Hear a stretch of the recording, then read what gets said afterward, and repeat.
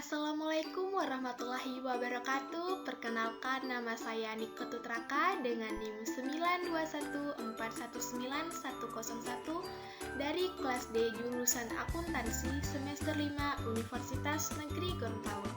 Jadi, pada video kali ini saya akan membahas materi mengenai akuntansi perpajakan.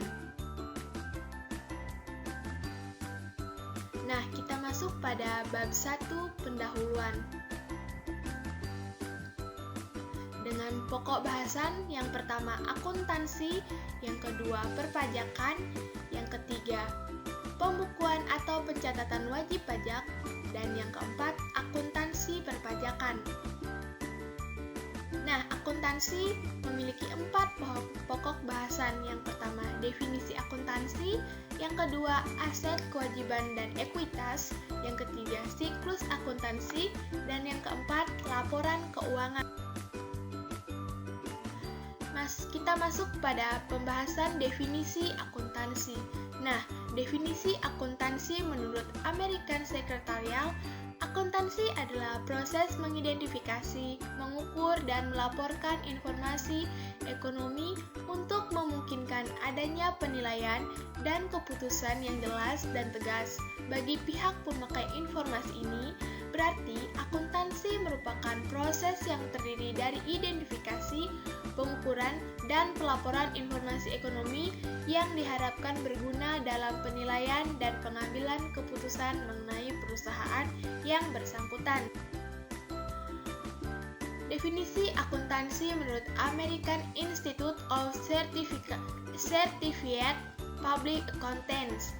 Akuntansi adalah proses pencatatan, penggolongan, dan peringkasan transaksi kejadian yang tepat, berdaya guna, dalam bentuk satuan uang dan penafsiran hasil proses tersebut. Definisi akuntansi dalam arti luas. Akuntansi adalah proses identifikasi, pengukuran, dan komunikasi dari informasi-informasi ekonomi untuk menghasilkan pertimbangan dan keputusan-keputusan dari pemakai informasi tersebut. Nah, definisi akuntansi dari segi prosedur. Akuntansi adalah suatu teknik atau seni untuk mencatat, menggolongkan, dan menyimpulkan transaksi-transaksi atau kejadian-kejadian yang mempunyai sifat keuangan dalam nilai mata uang serta menganalisis hasil dari teknik tersebut.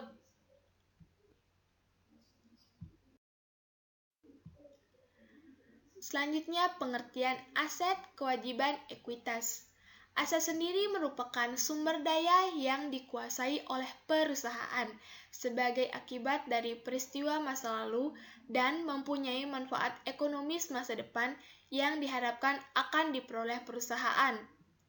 Kewajiban adalah obligasi masa kini yang timbul dari peristiwa masa lalu. Penyelesaiannya diharapkan dapat mengakibatkan arus keluar dari sumber daya perusahaan yang mengandung manfaat ekonomi. Sedangkan ekuitas adalah hak residual atas aset perusahaan setelah dikurangi semua kewajiban. Selanjutnya kita masuk pada siklus akuntansi. Bisa kita lihat gambar di sini, yaitu gambar siklus akuntansi yang dimulai dari analisis transaksi, kemudian masuk pada jurnal, masuk pada memposting, kemudian neraca saldo penyesuaian sebelum penyesuaian, yang kelima penyesuaian, selanjutnya masuk pada neraca saldo setelah penyesuaian, menyiapkan laporan, jurnal penutup, neraca saldo setelah penutupan, dan yang terakhir jurnal pembalik. Laporan keuangan. Laporan keuangan tersendiri ada laporan laba rugi dan laporan perubahan ekuitas. Laporan laba rugi merupakan laporan yang menyajikan penghasilan dan beban ekuitas untuk suatu periode yang merupakan kinerja keuangan. Sedangkan laporan perubahan ekuitas merupakan laporan yang menunjukkan perubahan ekuitas pemilik yang terjadi selama periode waktu tertentu.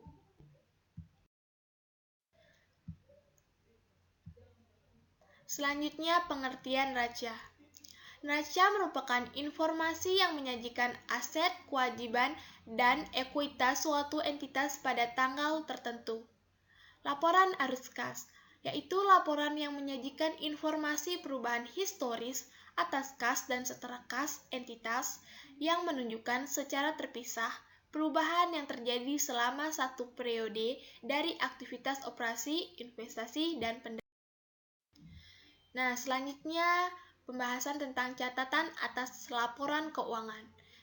Catatan atas laporan keuangan berisi informasi sebagai tambahan informasi yang disajikan dalam laporan keuangan, memberikan penjelasan naratif atau rincian jumlah yang disajikan dalam laporan keuangan dari informasi pos-pos yang tidak memenuhi kriteria pengakuan dalam laporan keuangan.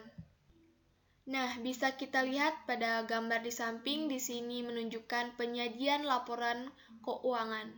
Dari nilai wajar, kelangsungan usaha, frekuensi pelaporan, konsistensi, komparatif, materialistis, lengkap, dan identifikasi.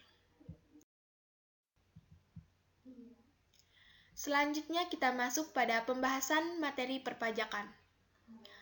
Perpajakan menurut Profesor Dr. Rahmat Sumitro SH. Pajak adalah iuran rakyat kepada kas negara berdasarkan undang-undang yang dapat dipaksakan dengan tidak mendapat jasa timbal kontra prestasi yang langsung dapat ditunjukkan dan yang digunakan untuk membayar pengeluaran umur, dasar-dasar hukum pajak dan pajak pendapatan 1990 halaman 5. Selanjutnya, pengertian perpajakan menurut Prof. Dr. P.J.A. Adriani merupakan iuran kepada negara dapat dipaksakan yang terutang oleh yang wajib membayarnya menurut peraturan dengan tidak mendapat prestasi kembali yang langsung dapat ditunjuk dan gunanya adalah untuk membiayai pengeluaran umum berhubungan dengan tugas negara untuk menyelenggarakan pemerintahan. Selanjutnya, pengertian perpajakan menurut MRDRN J. Feldman. Pajak adalah prestasi yang dilaksanakan oleh dan terutang kepada pengusaha menurut norma-norma yang ditetapkan secara umum, tanpa adanya kontraprestasi dan semata-mata digunakan untuk menutup pengeluaran umum. Dari beberapa pengertian perpajakan dapat disimpulkan bahwa pajak dipungut berdasarkan undang-undang, tidak menunjukkan adanya kontraprestasi, dipungut negara baik pemerintah pusat dan daerah, diperuntukkan pengeluaran pemerintah dan mempunyai tujuan lain. Selanjutnya kita masuk pada perpajakan yaitu jenis. Yang pertama, jenis pajak menurut sifatnya dibagi menjadi dua. Yang pertama, pajak langsung, yaitu pajak yang pembebanannya tidak dapat dilimpahkan oleh pihak lain dan menjadi beban langsung wajib pajak yang bersangkutan. Contohnya, pajak penghasilan. Nah, yang kedua, pajak tidak langsung, di mana pajak yang pembebanannya dapat dilimpahkan kepada pihak lain. Contoh, pajak pertambahan nilai, pajak penjualan barang mewah.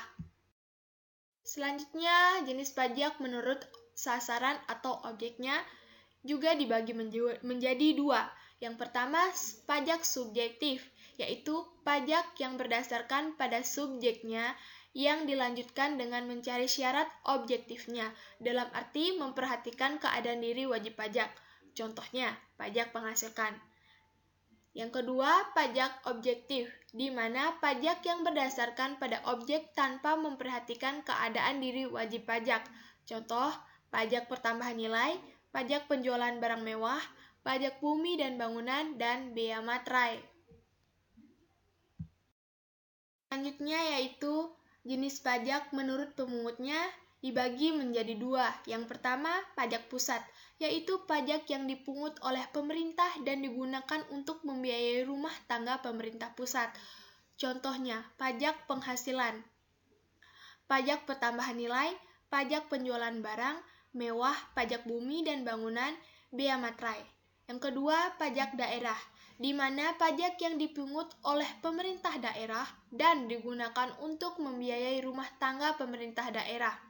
Contohnya, pajak reklame, pajak hiburan, pajak hotel dan restoran, pajak kendaraan bermotor.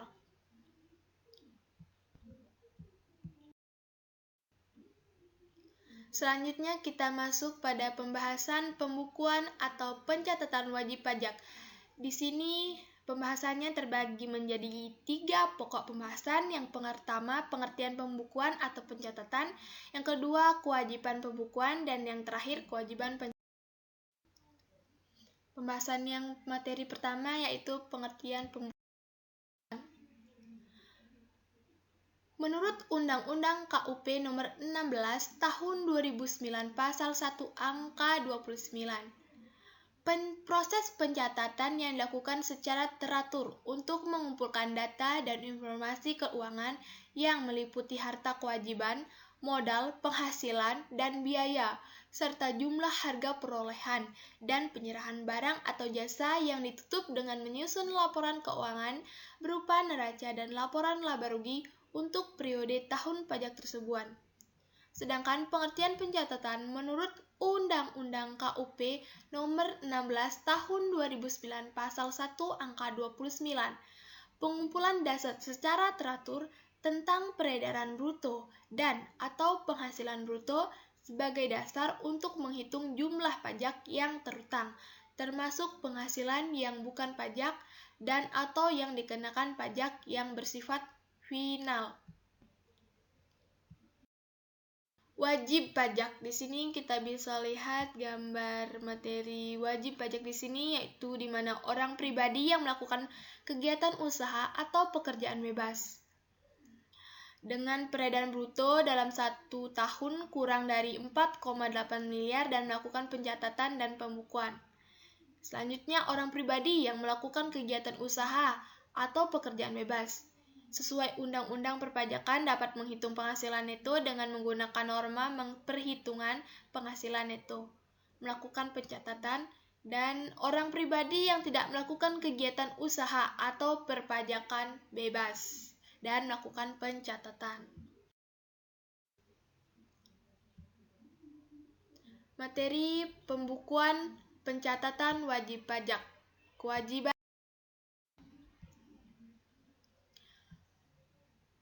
Kewajiban menyelenggarakan pembukuan dibagi menjadi 2. Yang pertama, orang pribadi yang melakukan kegiatan usaha atau pekerjaan bebas yang memiliki peredaran bruto dalam 1 tahun kurang dari sama dengan 4,8 miliar.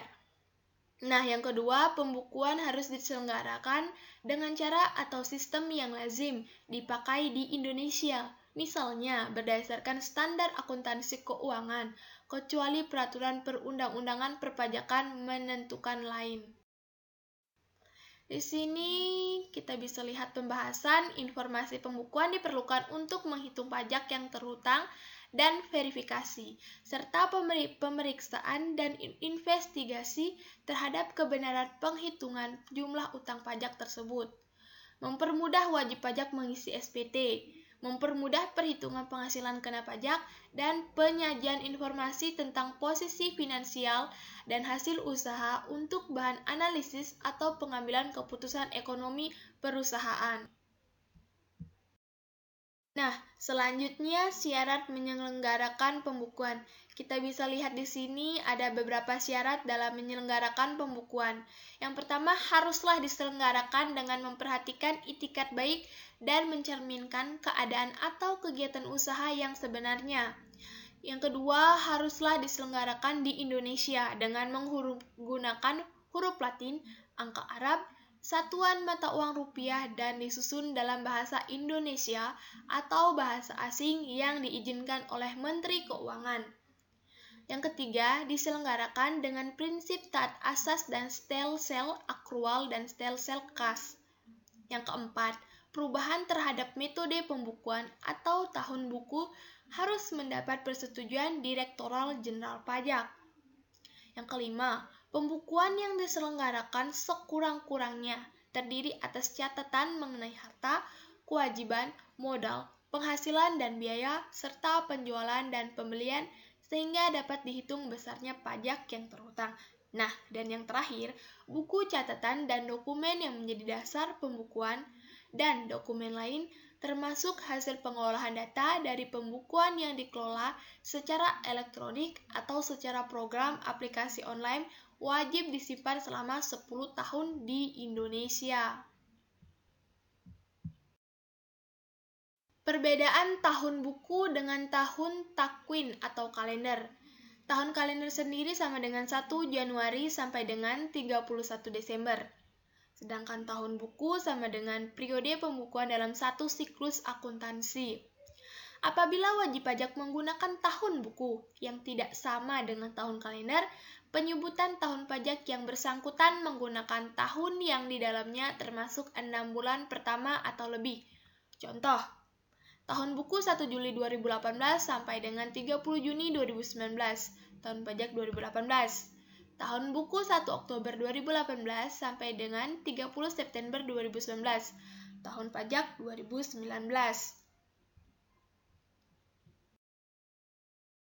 Pembukuan atau pencatatan wajib pajak. Kewajiban menyelenggarakan pencatatan. Yang pertama, orang pribadi yang melakukan kegiatan usaha atau pekerjaan bebas yang memiliki peredaran bruto dalam 1 tahun kurang dari 4,8 miliar. Wajib pajak orang pribadi yang tidak melakukan kegiatan usaha atau pekerjaan bebas. Bisa kita lihat syarat menyelenggarakan pencatatan. Ada beberapa syarat dalam menyelenggarakan pencatatan. Yang pertama, harus diselenggarakan secara teratur dan mencerminkan keadaan yang sebenarnya dengan menggunakan huruf Latin, angka Arab, satuan mata uang, dan disusun dalam bahasa Indonesia. Yang kedua, dalam 1 tahun harus diselenggarakan secara kronologis. Yang ketiga, catatan dan dokumen yang menjadi dasar pencatatan harus disimpan di tempat tinggal wajib pajak atau tempat kegiatan usaha atau pekerjaan bebas dilakukan selama 10 tahun. Dan yang terakhir, harus dapat menggambarkan penghasilan bruto yang diterima. Nah, kita masuk pada materi akuntansi perpajakan. Di sini yang dibahas poin pertama pendahuluan, kedua peranan akuntansi dalam sejarah perpajakan di Indonesia, yang ketiga konsep dasar akuntansi perpajakan, keempat siklus akuntansi perpajakan, yang kelima akun-akun akuntansi perpajakan, dan yang keenam pentingnya akuntansi perpajakan.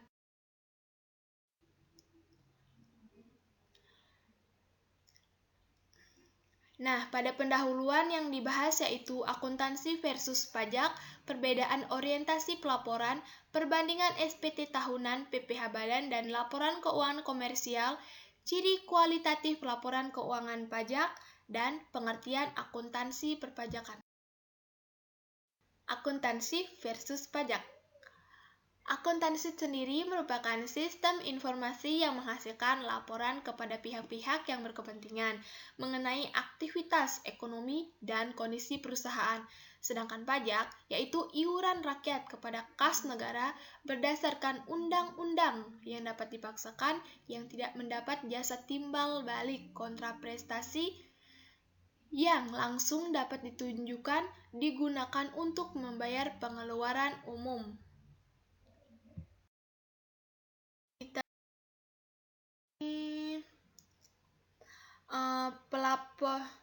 Perbedaan orientasi pelaporan. Laporan keuangan akuntansi komersial disusun untuk kepentingan pemakai laporan berhubungan dengan kinerja perusahaan. Pajak berkepentingan dengan satu atau beberapa unsur dalam laporan keuangan yang dilampirkan dalam surat pemberitahuan pajak terutang atau SPT meliputi yang pertama, laba tahun berjalan untuk perhitungan pajak penghasilan. Yang kedua, distribusi laba untuk perhitungan pajak atas dividen. Yang ketiga, peredaran usaha untuk PPN atau PPNBM. Yang keempat, pengeluaran untuk karyawan dan pembelian jasa lain untuk penghitungan potongan pajak penghasilan. Selanjutnya kita bisa lihat di sini perbandingan SPT tahunan PPh Badan dan laporan keuangan komersial.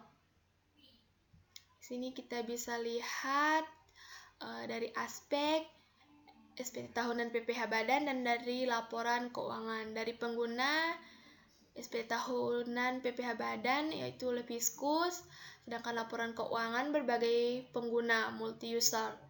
Dari sifat informasi, SPT tahunan PPh Badan yaitu bersifat rahasia, sedangkan laporan keuangan dapat digunakan oleh umum, khususnya untuk laporan keuangan listed company. Dari segi aspek pedoman penyusunan, SPT tahunan PPh Badan itu bersumber dari undang-undang perpajakan dan peraturan pelaksanaannya. Sedangkan laporan keuangan yaitu prinsip akuntansi yang berlaku umum, PABU, PSAK, interpretasi PSAK, peraturan pemerintah untuk industri, IFRS, buletin teknis, pedoman atau praktik konvensional, hasil riset, dan pendapat ahli. Dari segi aspek mata uang pelaporan, SPT tahunan PPh Badan yaitu wajib dalam rupiah dan mata uang US sepanjang memperoleh izin dari otoritas pajak terkait. Sedangkan laporan keuangan dapat menggunakan mata uang selain rupiah. Jika laporan keuangan disajikan dalam mata uang selain mata uang fungsionalnya, laporan keuangan harus lebih dahulu dilakukan remeasurement. Dari aspek dasar pencatatan transaksi, SPT tahunan PPh Badan, sini transaksi dicatat dan dilaporkan apabila memenuhi syarat dan ketentuan perpajakan. Transaksi dicatat dengan mengutamakan hakikat formal atau hukum daripada substansinya. Sedangkan laporan keuangan yaitu transaksi dicatat dengan asas substansi form. Dari segi aspek batas waktu penyampaian, di sini SPT tahunan PPh Badan disampaikan paling lambat 4 bulan setelah akhir tahun pajak dan dapat melakukan perpanjangan paling lama 2 bulan. Sedangkan laporan keuangan pasal 66 ayat 1 Undang-Undang Nomor 40 Tahun 2007 Perseroan terbatas, direksi menyampaikan laporan tahunan kepada RUPS setelah ditelaah oleh Dewan Komisaris dalam jangka waktu 6 bulan setelah tahun buku perseroan berakhir. Ciri kualitatif laporan keuangan pajak.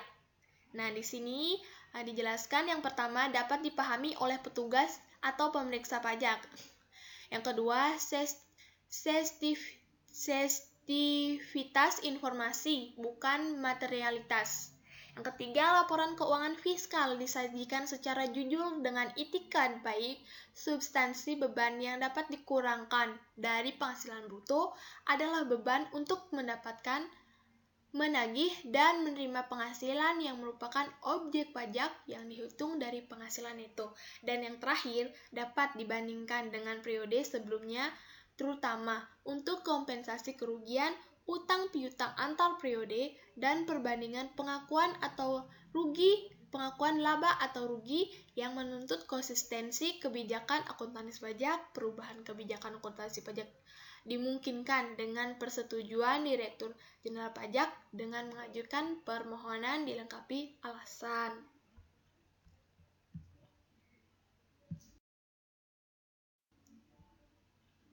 Nah, pengertian akuntansi perpajakan. Di sini dijelaskan ada beberapa pengertian akuntansi perpajakan. Akuntansi merupakan sistem informasi yang menyediakan laporan bagi para pihak pengambil keputusan, stakeholder. Yang kedua, akuntansi mengikuti prinsip-prinsip akuntansi yang berlaku secara umum, yaitu standar akuntansi keuangan (SAK). Yang ketiga, proses akuntansi dimulai adanya transaksi. Dengan adanya titik ketersinggungan akuntansi dan pajak ini, yaitu transaksi, maka perusahaan cenderung menerapkan akuntansi yang sudah sesuai dengan peraturan pajak atau disebut dengan istilah akuntansi perpajakan. Nah, Niswonger dan Fish Accounting Principle 2007 menyebutkan bahwa akuntansi perpajakan dirumuskan sebagai bagian dari akuntansi yang menekankan kepada penyusunan surat pemberitahuan pajak dan pertimbangan konsekuensi perpajakan terhadap transaksi dalam rangka pemenuhan kewajiban perpajakan. Akuntansi perpajakan dari segi peranan akuntansi dalam sejarah perpajakan Nah, di sini bisa kita lihat dari masa penjajahan Belanda. Pajak berfungsi sebagai pemasukan bagi keuangan penjajah. Jumlah pajak terutang ditentukan dan sangat besar. Selanjutnya, masa setelah merdeka, 1979. Sistem pemungutan pajak dikenal MPS, menghitung pajak sendiri, dan MPOL, menghitung pajak orang lain. Selanjutnya masuk pada masa tahun 1979 sampai 1983. Periode ini dikenal Paket 27 Maret 1979 dan KMK _108 KMK _1979. Dan pada masa tahun 1983 sampai sekarang, Undang-Undang Nomor 6 Tahun 1983, Undang-Undang Nomor 7 Tahun 1983, dan Undang-Undang Nomor 8 Tahun 1983. Akuntansi perpajakan dari segi konsep dasar akuntansi perpajakan. Nah, terdapat 10 konsep dasar akuntansi perpajakan, yaitu yang pertama pengukuran dalam mata uang, kedua kesatuan akuntansi, yang ketiga konsep kesinambungan, yang keempat konsep nilai historis, yang kelima periode akuntansi, keenam konsep taat asas, ketujuh konsep materialitas, yang kedelapan konsep konservatisme, yang ke-9 konsep realisasi, dan yang terakhir konsep mempertemukan biaya dan penghasilan. Nah, kita akan bahas satu persatu pada slide selanjutnya. Yang pertama, dalam pengukuran dalam mata uang. Pasal 28 ayat 4 Undang-Undang KUP Nomor 16 Tahun 2019. Pemukuan atau pencatatan harus diselenggarakan dengan menggunakan satuan mata uang rupiah. Kesatuan akuntansi. Pasal 29 ayat 1 huruf B Undang-Undang PPH Nomor 36 Tahun 2008. Besarnya penghasilan kena pajak bagi wajib pajak dalam negeri dan bentuk usaha tetap BUT tidak boleh dikurangkan biaya yang dibebankan atau dikeluarkan untuk kepentingan pribadi, pemegang saham, sekutu, atau anggota. Konsep kesinambungan. Pasal 25 ayat 1 Undang-Undang PPH Nomor 36 Tahun 2008. Besarnya angsuran pajak dalam tahun pajak berjalan yang harus dibayar sendiri oleh wajib pajak untuk setiap bulan adalah sebesar PPH yang terutang menurut SPT PPH tahun pajak yang lalu. Dilihat dari konsep nilai historis. Pasal 10 ayat 6 Undang-Undang PPH Nomor 36 Tahun 2008, persediaan dan pemakaian persediaan untuk perhitungan harga pokok dinilai berdasarkan harga perolehan yang dilakukan secara rata-rata atau dengan cara mendahulukan persediaan yang diperoleh.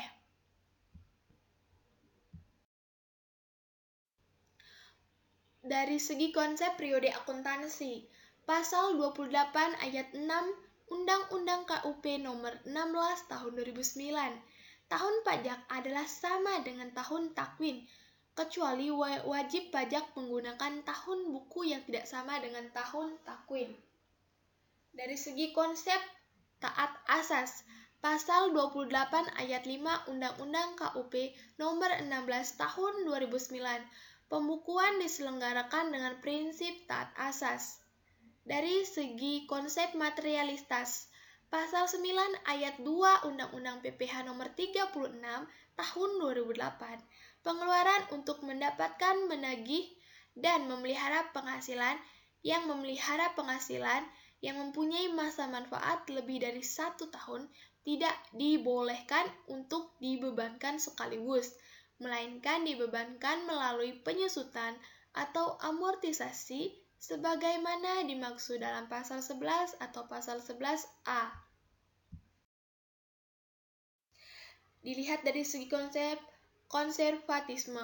Pasal 9 ayat 1 huruf C Undang-Undang PPH nomor 36 tahun 2008 menentukan besarnya penghasilan kena pajak bagi wajib pajak dalam negeri dan bentuk usaha tetap tidak boleh dikurangkan pembentukan atau pemupuk dana cadangan, kecuali cadangan piutang tak tertagih untuk usaha bank dan badan usaha lain yang menyalurkan kredit, sewa, guna usaha dengan hak opsi, perusahaan pembiayaan konsumen, dan perusahaan anjak piutang.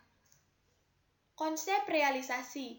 Pasal 4 ayat 1 Undang-Undang PPH nomor 36 tahun 2008 yang menjadi objek pajak adalah penghasilan, yaitu setiap tambahan kemampuan ekonomis yang diterima cash basic atau diperoleh accrual basic wajib pajak baik yang berasal dari Indonesia maupun dari luar Indonesia yang dapat dipakai untuk konsumsi atau untuk menambah kekayaan wajib pajak yang bersangkutan dengan nama dana dalam bentuk apapun.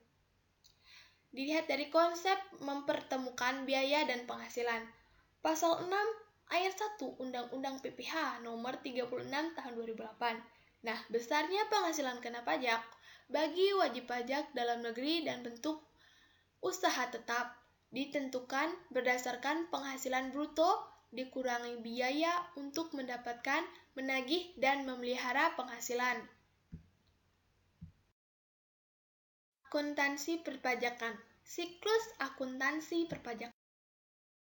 Nah, di sini bisa kita lihat siklus akuntansi perpajakan. Di sini dari bukti transaksi sampai kembali lagi kepada sampai di akhir yaitu pada neraca saldo awal periode. Nah, di sini bisa dilihat laporan keuangan nanti dia akan masuk pada SPT pajak massa. Nah, di sini ada keterangan khusus perusahaan mikro kecil dan menengah. Peredaran bruto kurang dari sama dengan 50 miliar. Penerapan 1. Standar akuntansi keuangan entitas tanpa akuntabilitas publik SAK ETAEP.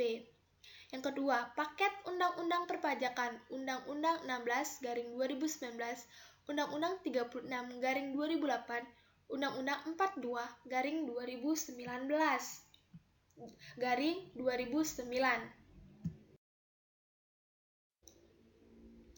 Akuntansi perpajakan. Akun-akun akuntansi perpajakan. Nah, di sini bisa kita lihat teman-teman sekalian, sini ada neraca di sisi aset dan di sisi kewajiban. Nah, di sisi aset di sini bisa kita lihat pajak dibayar di muka, PPH 22, PPH 23, PPH 24, PPH 25, dan PPH 28A bila ada. PPH atas pengalihan hak atas tanah dan bangunan dan pajak masukan.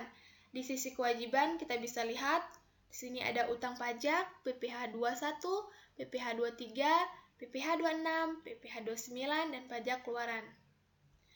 Masuk pada laporan laba rugi. Di sini ada dua sisi pada beban pajak penghasilan dan di sini pajak bumi dan bangunan, masukan yang tidak dapat dikreditkan, dan bea materai dicatat sebagai beban operasional.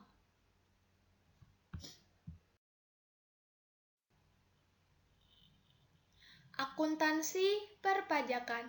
Pentingnya akuntansi perpajakan.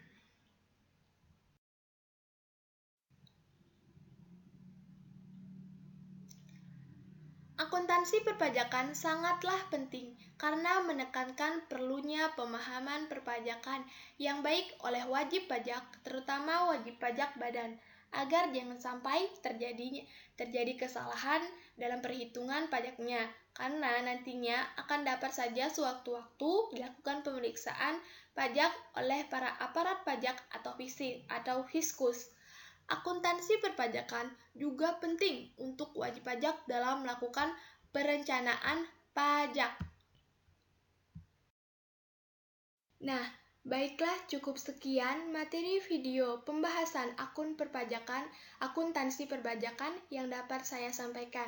Nah, lebih dan kurangnya saya mohon maaf. Wassalamualaikum warahmatullahi wabarakatuh. Terima kasih atas perhatiannya dan terima kasih telah menyimak video saya hingga akhir. Bye.